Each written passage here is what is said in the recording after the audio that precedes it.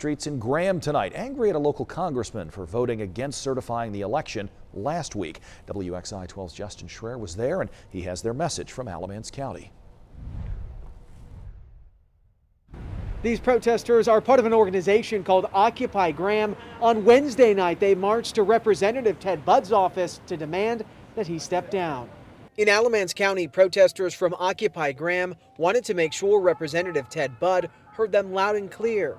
We ask that he be removed or resign.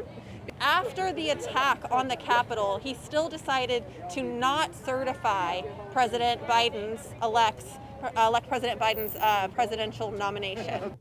Protesters went directly to his office in Graham, chanting and holding signs like "Ted said your vote didn't count." What happened on January 6th is just impossible. That should not happen, and that we need to hold President Trump and those people that voted against certifying a fair and free election responsible for that insurrection. Congressman Budd, who represents North Carolina's 13th congressional district, has already condemned the violence that happened at the Capitol on January 6th more than once, saying it was unacceptable and wrong, and that he believes those that took part in breaking the law should be prosecuted.